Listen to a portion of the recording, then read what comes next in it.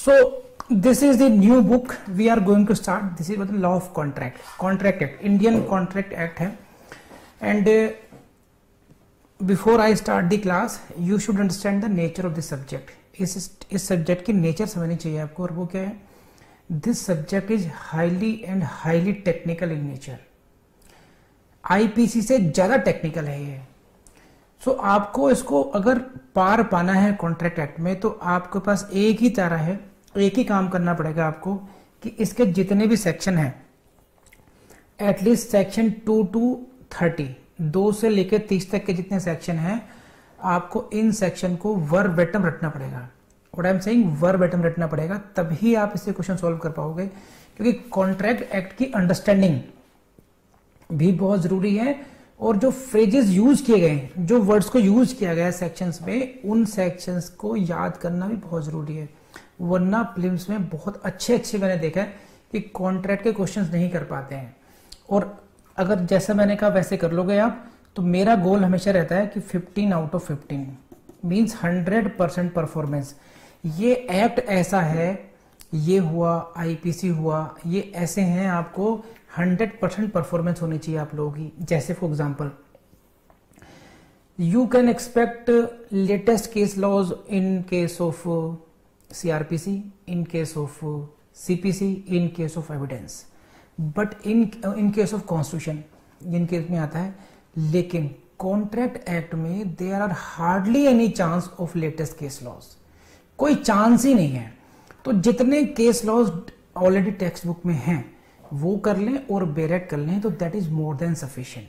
उसकी अच्छी अंडरस्टैंडिंग पर कॉन्ट्रैक्ट एक्ट को बहुत अच्छे तरीके से किया जा सकता है. ऐसे ही आईपीसी है, आईपीसी में भी बहुत ज्यादा कोई लेटेस्ट केस लॉ ऐसा पूछा जाएगा, ऐसा होता नहीं है. तो आपको लेटेस्ट केस लॉ को सर्च करने की चिंता नहीं है इसमें. सिर्फ और सिर्फ ये है कि इसकी अंडरस्टैंडिंग बहुत अच्छी होनी चाहिए. सो विदाउट वेस्टिंग टाइम, आपको मेरे ख्याल से इतनी बात समझ में आ गई होगी कि आपको ये बेरेट रटना है बुरी तरीके से. एक एक पॉइंट वो समझाने की जिम्मेदारी मेरी.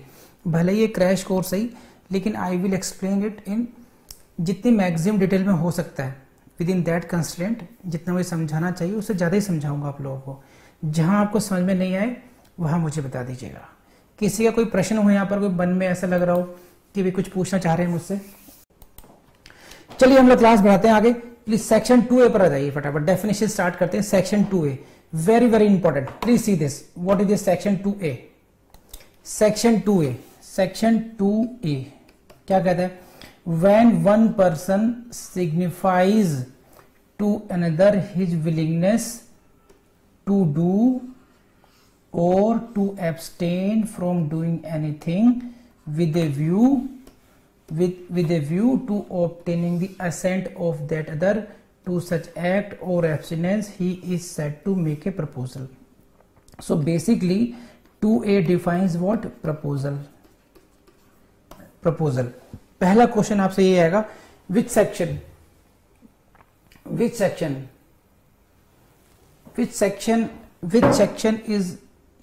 section defines proposal, and this is section 2A. पहला क्वेश्चन प्रीलिम्स का आपका ये आएगा. प्रपोजल को इंग्लिश लॉ में बोलते हैं ऑफर. दूसरा क्वेश्चन आपको यहां से आएगा P2. पहला क्वेश्चन आपको डेफिनेशन से आएगा, सेक्शन से आएगा कि which section defines proposal. Section 2A. Offer कहां कहलाता है? ऑफर किसको बोलते हैं? प्रपोजल को ही ऑफर बोलते हैं इंग्लिश लॉ में. ऑफर टर्म हमारे इंडियन कॉन्ट्रैक्ट एक्ट में एप्लीकेबल नहीं है. सेक्शन 1 मैंने नहीं पढ़ाया, वो आप खुद कर लीजिएगा. सेक्शन 2 से ही स्टार्ट किया.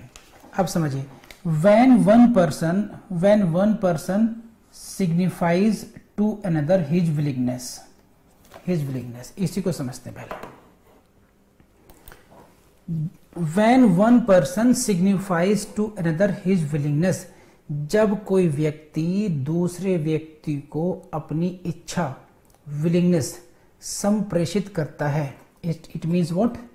कम्युनिकेट्स.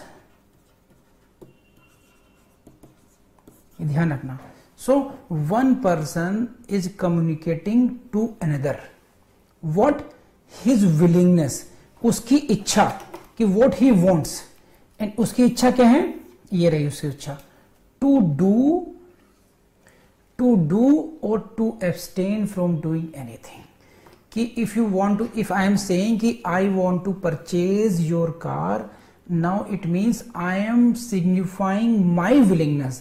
मैं अपनी wish, अपनी willingness communicate कर रहा हूं आपको. I am signifying my willingness to you to do something. Okay? और to abstain from doing something, कि आप ऐसा काम ना करें, कोई काम ना करने के लिए.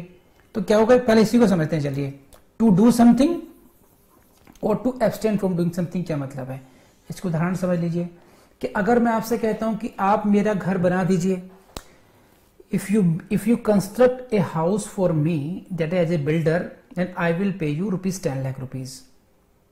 So I am signifying my willingness to you to do, यानी कि to construct a house for me. To do, तो ये हुआ to do, कोई भी कार्य करने के लिए. अब it may be anything.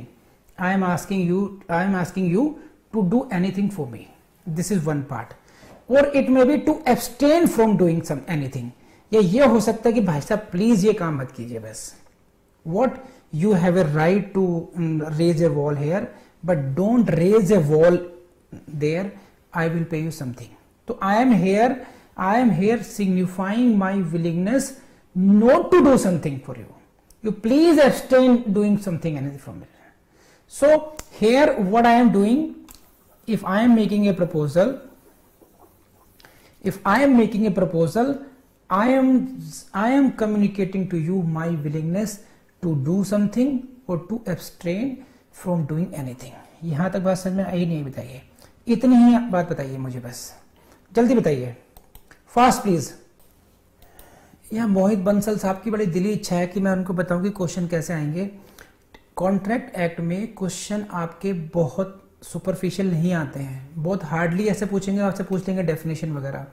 वो हमेशा कॉन्सेप्ट क्लैरिटी पर आएंगे, बेसिक क्वेश्चन नहीं आएंगे, बहुत कॉन्सेप्ट क्लैरिटी पर आएंगे और घुसकर पूछ सकते हैं. कॉन्ट्रैक्ट एक्ट ऐसा एक बुक है जिसमें आप दूसरों को मात दे सकते हैं. गधे और घोड़ों में अंतर हो सकता है. अगर आपकी बहुत अच्छी महारत हासिल है इसमें, तो आप इससे इस कॉन्ट्रैक्ट एक्ट से आप काफ़ी लीड दे सकते हैं बाकी दूसरे स्टूडेंट से. तो ये है कि ये वैसे नहीं है डायरेक्ट क्वेश्चन पूछेंगे. सीआरपीसी में बहुत डायरेक्ट क्वेश्चन पूछे जाते हैं कई बार, कौन सेक्शन में क्या डिफाइंड है, दिस दैट. कॉन्ट्रैक्ट एक्ट में ऐसी संभावनाएं बहुत कम है. ठीक है, तो इतना पार्ट मैंने समझाया. सेक्शन 2 में पढ़ रहे हैं हम लोग. ये टू डू और टू एब्सटेन का मैंने मीनिंग समझा दिया. अब अगली बात समझिए, देखिए, I am signifying my willingness. when a person signifies his willingness, तो वो अपनी इच्छा को प्रदर्शित कर रहा है, सिग्निफाई कर रहा है, कम्युनिकेट कर रहा है. लेकिन क्यों कर रहा है? With a view to obtaining the assent of that other, कि दूसरा व्यक्ति उस बात को सहमति दे. टू सच एक्ट और एब्स्टिनेंस, जो कार्य मैं करवाना चाहता हूं या जो मैं एब्स्टिनेंस चाहता हूं, उसके लिए सामने वाला व्यक्ति उसको अपनी सहमति दे. For obtaining the assent of that other, ये बहुत इंपॉर्टेंट है. With a view to obtaining the assent of that, कि there is a purpose, there is a if I am communicating my willingness to you to do something or to abstain from doing anything, then there is a purpose for that. What is the purpose? That I wish to obtain your assent. मुझे आपकी उसमें सहमति चाहिए. अब यहां पे क्या अंतर है? Only then it can be called proposal. ये क्या हुआ? आप कहेंगे सर ऐसा क्या हुआ? मैं अगर ये कहूं कि श्रेयांश, मेरी इच्छा है कि मैं तुम्हारा बंगला खरीद लूं, मेरी इच्छा है कि मैं ये कर लूं, मैं वो कर लूं, तो एक ये वाक्य हो गया. एंड मैं ये कहूं कि श्रेयांश, मैं तुम्हारा घर इतने करोड़ों में खरीदना चाहता हूं, बेचोगे क्या? बेचोगे? सो यहां पर एक है सिंपली विलिंगनेस, कि कुछ भी इच्छा जाहिर कर सकता है कोई भी इंसान. एक इच्छा जाहिर करना हो गया कि with a view to obtaining the assent of that, जिस व्यक्ति को आप कम्युनिकेट कर रहे हैं proposal, you want the assent of that other. तो this is also an ingredient, important ingredient of the proposal. This is not merely any kind of willingness. This is what with a view to obtaining the assent of that other. दूसरे व्यक्ति की स्वीकृति के लिए आप अपनी willingness को convey कर रहे हो. Then such an statement is called proposal. ऐसे स्टेटमेंट को जो कम्युनिकेशन ऑफ विलिंगनेस है, दैट इज कॉल्ड प्रपोजल। तो this is all about to section 2A defined proposal. यहां तक बात समझ में आई या नहीं आई बता दीजिए मुझे अभी। अब इसी के बेस पे इनविटेशन टू ऑफर और बहुत सारे कॉन्सेप्ट्स हैं वो केस लॉ बेस्ड हैं, वो मैं अगला क्लास में लूंगा। अभी मैं बेरेट को खत्म करना चाह रहा हूं, तो सेक्शन 2A पर ही, ऑफर पर ही बहुत सारे केस लॉज हैं, I will be discussing them also.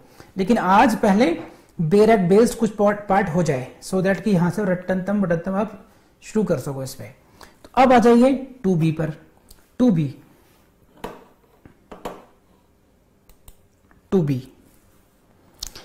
समझिए क्या है।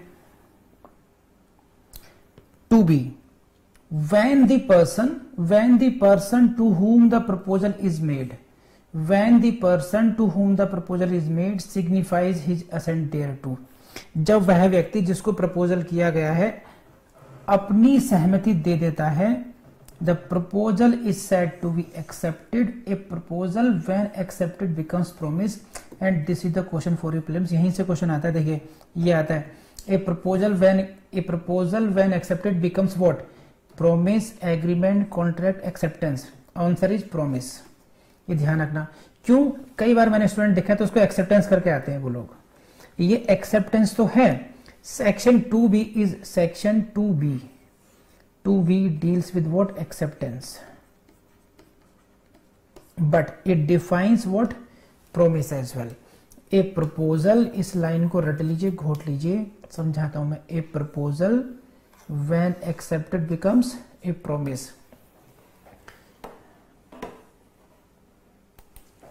When a proposal, if I am making a proposal to you and you accept that proposal, that proposal becomes what?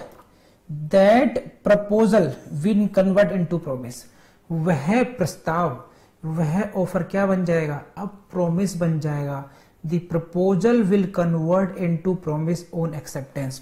आप इसको केमिकल रिएक्शन ऐसे कर सकते हो, this is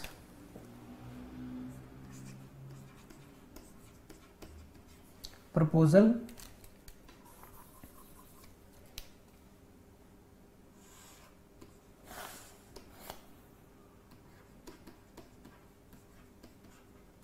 acceptance become promise.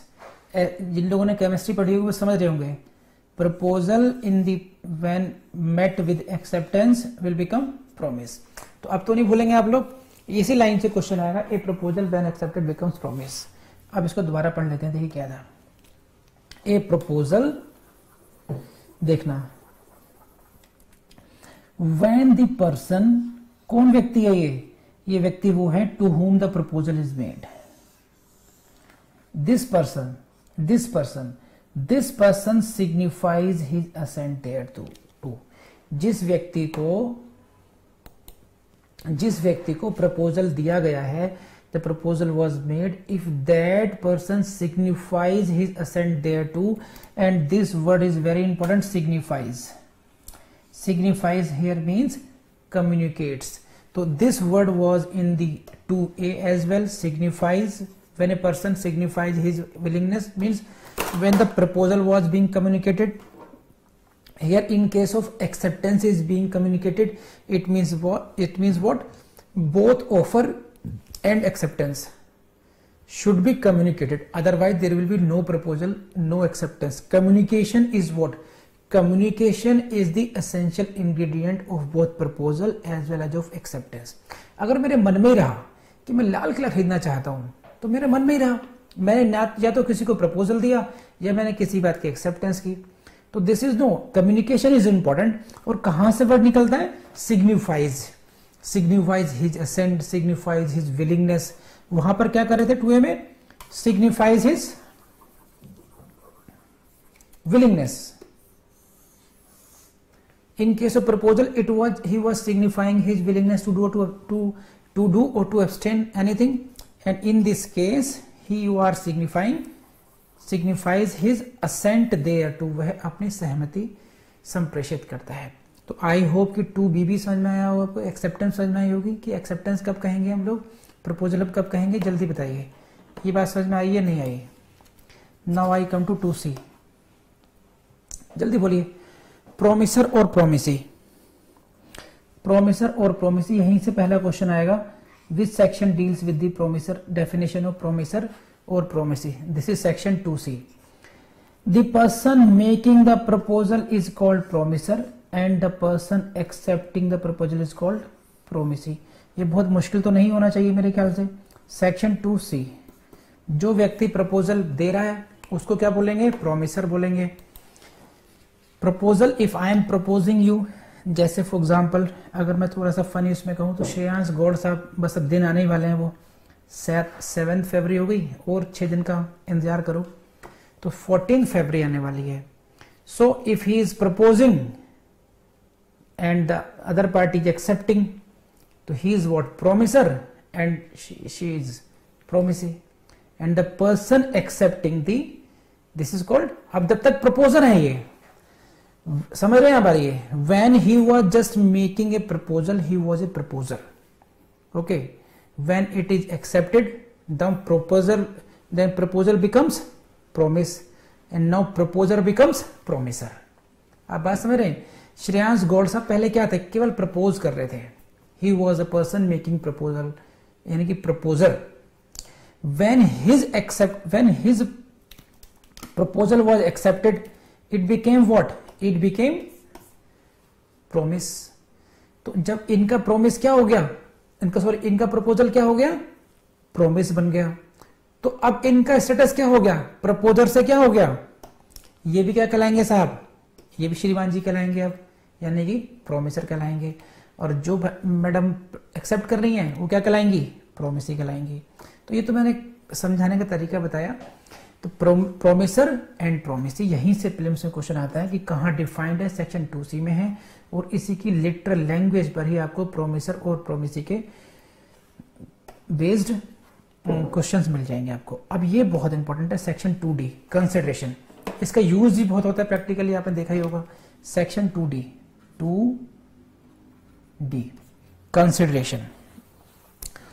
Consideration क्या होती है, कंसिडरेशन का मतलब होता है something in return of the promise, something in return of the promise. It may be इधर some benefit conferred on one party और some detriment suffered by the other.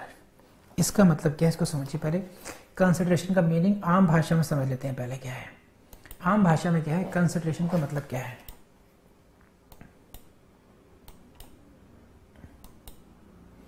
आम भाषा में समझिए कि तुम मेरे लिए क्या करोगे, मैं तुम्हारे लिए क्या करूंगा, मैं तुम्हारे लिए ये करूंगा, तुम मेरे लिए ये करोगे। यानी कि आप जो छोटे छोटे बच्चे होते कहते हैं उत्तर पातर, यानी कि एक दूसरे के बराबरी करना, कि मैं तुम्हें क्या दे रहा हूं और तुम मुझे क्या दोगे। सुभाष चंद्र बोस ने क्या कहा कि मैं तुम्हें, तुम मुझे खून दो, मैं तुम्हें आजादी दूंगा। तो इन रिटर्न क्या दे रहे थे वो, खून के बदले में क्या दे रहे थे, आजादी दे रहे थे। तो वो जो आजादी देना हुआ वो हुई consideration in lieu of, in return of your consideration. तो what you provided, you provided blood, तुमने क्या दिया, खून दिया। तो तुम्हारी तरफ से कंसिडरेशन क्या कहलाई, खून देना कहलाई। और नेताजी की तरफ से जो कंसिडरेशन प्रोमिस थी वो क्या थी, आजादी थी। तो both parties are giving consideration to each other. तो whatever you are giving in return to each other's promise, this is called consideration in common parlance. ये हुई आम भाषा में बात है। तो बेनिफिट के कुछ बेनिफिट भी हो सकता है, जैसे मान लीजिए फॉर एग्जाम्पल मैंने कहा कि मैं अपना ये कीमती पेन आपको 1 लाख रुपए में दूंगा, and in due of I am giving you my pen and in return you are giving me ₹1 lakh. तो 1 lakh rupees is the consideration given by you to me for this pen.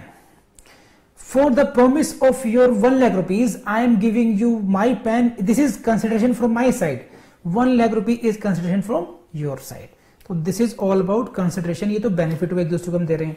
एक ये भी हो सकता है कि मैं तुम्हें, भाई एक पिता ने अपने पुत्र से कहा कि अगर तुम शादी कर लोगे, तो क्या तुम शादी करोगे इस कन्या से, तो मैं तुम्हें 2 लाख रुपए दूंगा।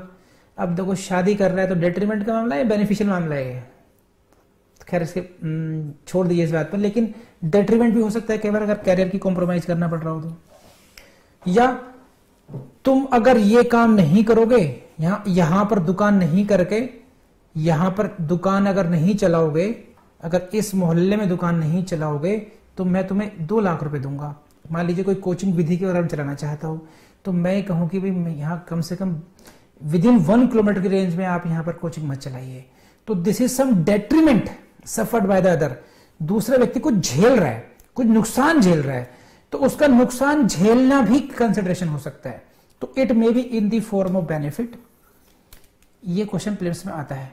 It may be in the form of benefit, it may be in the form of some detriment as well. So consideration means may be benefit, it may be some detriment. तो आई होप कि ये बात समझ में आई होगी, हाँ है ना? जल्दी बोलिए, फिर मैं आगे बढ़ूं। नेक्स्ट अब पढ़ते हैं 2D में how it is defined. Section 2D question will come, which section defines consideration? This is section 2D, it defines consideration. यहीं से क्वेश्चन आएगा प्रिंस में। अब समझिए है क्या। When at the desire of the promisor, at the desire of the promisor, this word is very important, ध्यान रखना। When at the desire of the promisor, जब प्रोमिसर की इच्छा पर, और प्रोमिसर कौन है? Who made proposal, है ना, जिसने प्रपोजल बनाया था, दिया था। तो when at the desire of the promisor, the promisee और एनी अदर पर्सन, प्रोमिसी हो या कोई अन्य व्यक्ति हो, इसने क्या किया हो? Has done or abstained from doing, or does or abstain from doing. Has done indicate करता है पास्ट, ये करता है present,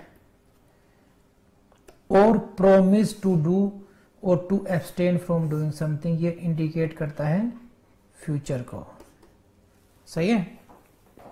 such act or abstinence or promise, act or abstinence or promise, इन सबको भाई गोल कर लेना ऐसे ही।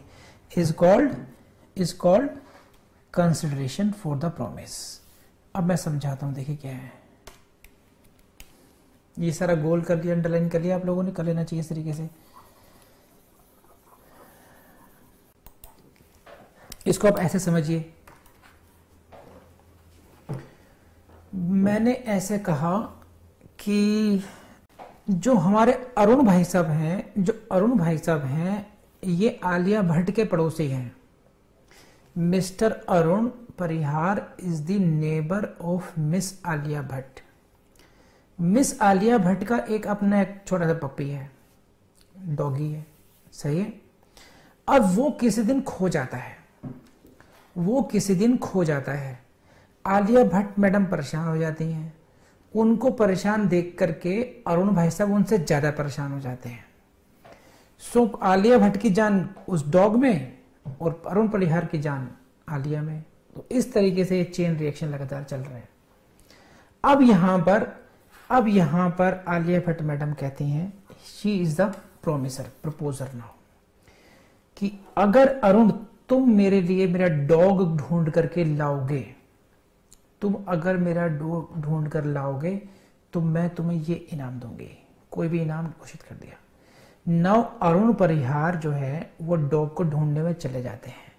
नाउ तो अरुण परिहार जो जा रहे हैं यहाँ पर जो ढूंढने जा रहे हैं, she is going at the desire of the promisor. It is not voluntarily.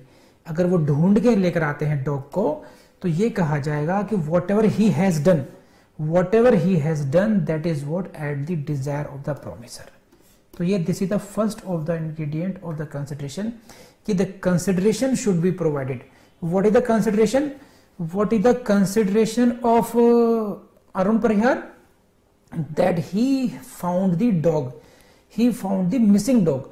इन्होंने उस कुत्ते को जो गुम गया था उसको ढूंढ करके लाए। तो ढूंढ कर ला करके देना जो एफर्ट्स हैं, वही इनके पार्ट पर कंसिडरेशन है। And this consideration was provided by him at the desire of the promisor. इसे कहते हैं eight the desire of the promisor. ये वॉलंटरी नहीं हुआ भी है। इसका उल्टा क्या हो सकता है?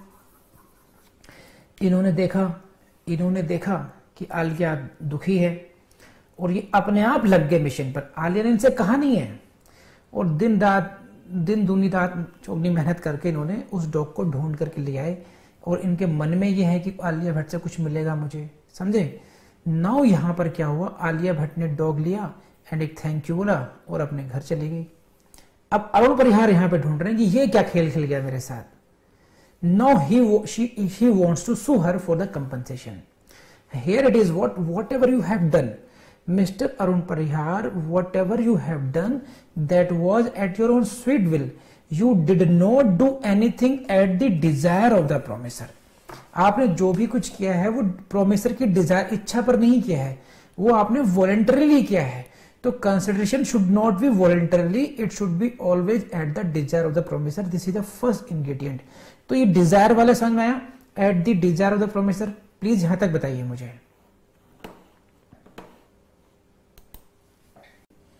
अब आगे बढ़ते हैं। द प्रोमिसी और any other person has done और एब्सटेन फ्रॉम डूइंग। अब हैज डन को समझ सकते हैं,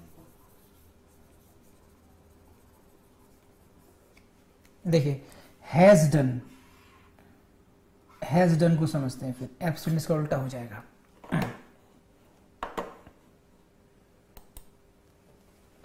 अब दो बातें हो सकती हैं, इसको बहुत अच्छी तरीके से समझना। Arun Parihar, Alia Bhatt, missing dog. Now situation number 1, Alia के पास अरुण भाई साहब जाते हैं। आलिया इनसे कहती है कि प्लीज अरुण, प्लीज मेरा डॉग ढूंढो। नाउ अरुण ने वो सुनते ही फटाफट दुगनी स्पीड से अपना काम करना शुरू कर दिया। नो वो सर्च भी कर लिया, फाउंड भी हो गया, वापस भी कर दिया। No here what he has done at the desire of the promiser. लेकिन आलिया ने अभी तक कोई प्रॉमिस नहीं किया था कि मैं तुम्हें क्या दूंगी क्या नहीं दूंगी। समझ रहे हो बात ये। So in that case we will say कि प्रॉमिस जब कुत्ता आ गया तो तब उसके बाद उसने कहा कि ठीक है अरुण, तुमने मेरे लिए इतना बड़ा काम किया है तो तुम्हें अगली मेरी फिल्म में मैं तुम्हें हीरो साइन करूंगी। ठीक है, अगली फिल्म में तुम्हारे साथ ही करूंगी। यहां पर नाउ शी हैज प्रोमिस्ड, तो she promised after Arun Parihar has done his part.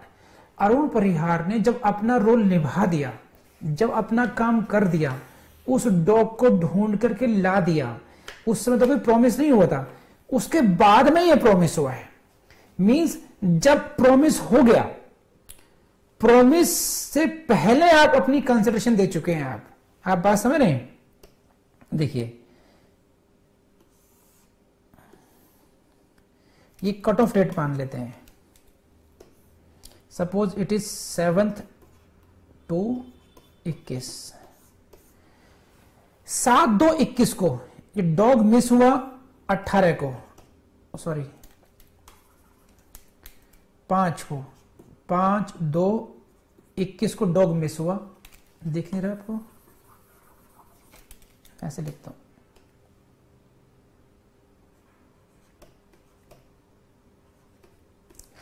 पांच 2/21 को डॉग मिस हुआ। यहां पर डिजायर उन्होंने कम्युनिकेट की 5/2/21 को, 7 को भाई साहब ने ला करके दे दिया, और 7 को हुआ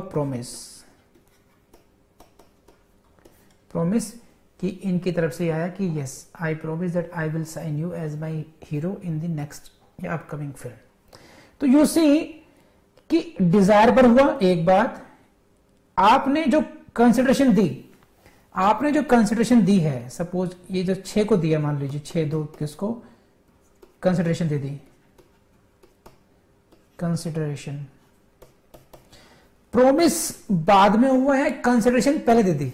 तो कंसिडरेशन पहले दी गई यानी कि पास्ट में दी गई, इसे कहते हैं पास्ट कंसिडरेशन। जब प्रॉमिस से पहले, प्रॉमिस बाद में किया जाए, प्रॉमिस करने से पहले कंसिडरेशन दे दी जाए, यानी कि has done. He has done something before the promise made by the other party, तो it is the case of past consideration, इसलिए यहां पर इस शब्द का प्रयोग हुआ है has done, has done, the promisor has done something. बोलिए, ये हैज डन का मतलब है पास्ट कंसिडरेशन है। पास्ट कंसिडरेशन का मीनिंग समझ में आया नहीं आया आपको, बताइए मुझे अभी। चलिए अभी आगे समझिए। इसी तरीके से you go for the does, does something, does is for what, कि now the lady says that you are finding जो promise and consideration ये दोनों प्रेजेंट में है, both are being interchanged at the same time, and promise जो third है इसका next का promises, ये आप समझ सकते हैं भविष्य में अगर तुम मेरा कुत्ता ढूंढ कर लाओगे तो मैं तुम्हें ऐसा करूं, दोनों ही both are promising to provide consideration for each other in future. So it is called ये consideration may be past, consideration may be present, and consideration may be future because of these words has done, does, or promised to, or to abstain from doing something. तो मेरे ख्याल से आपको तीनों बात समझ में आई होंगी, present consideration, past consideration and future consideration. बोलो हाँ है ना। अब अगली बात पर आ जाते हैं।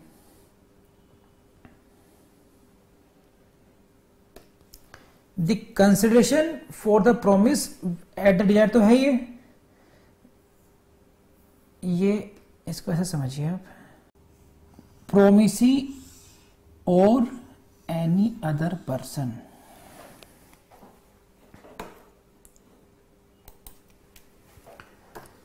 सो प्रोमिसर की डिजायर पर, eight the desire of the promisor, who has provided, who is providing consideration, it is the promisee। देखिए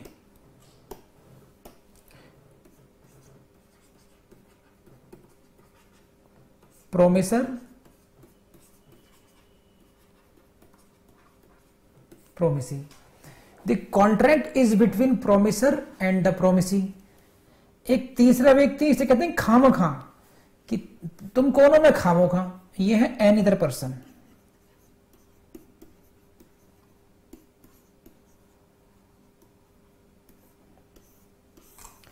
एक फिल्म आई थी तनु वेट्स मनु, है ना, उसमें एक वो जिक्र करता है कि हम कौन है, मैं हूं कंधा, एक थर्ड कैंडिडेट, हीरो हीरोइन कंधा, जो उनको मिलवाने का और वो सारे काम करता रहता है। आप बात समझ रहे हैं, तो दिस इज थर्ड पार्टी, ये कौन मुसीबत है। Consideration was provided by promisor as well. देखिए at the desire of promisor, या तो कंसिडरेशन प्रोमिसी दे या कोई अन्य व्यक्ति दे।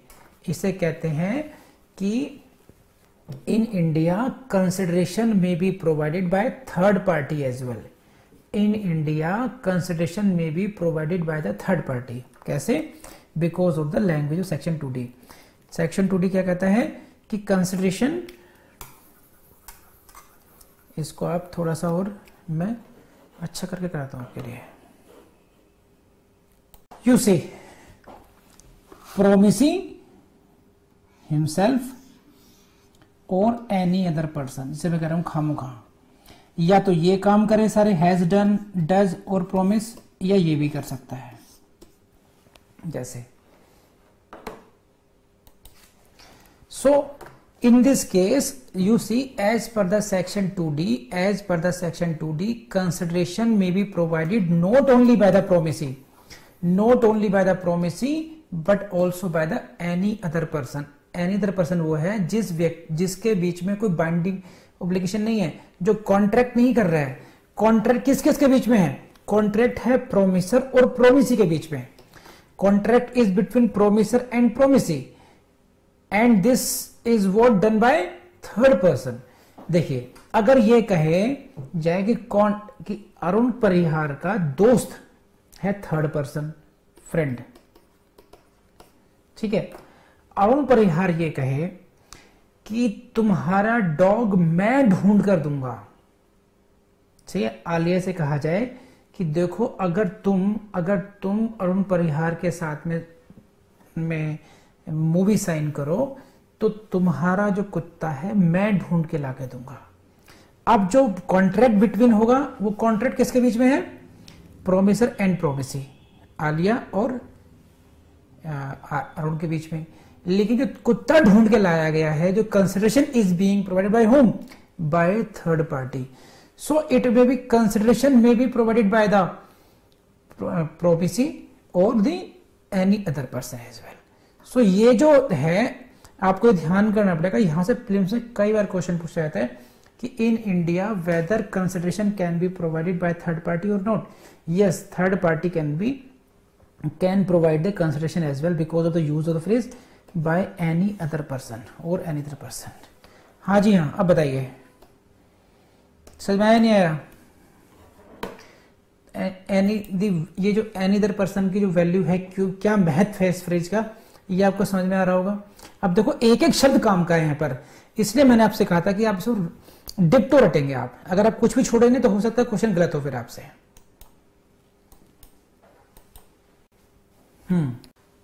सो consideration at the desire of promisor, लेकिन कौन देगा? प्रोमिसी दे सकता है और एनी अदर पर्सन दे सकता है। तो this is all about where act language of this section 2D।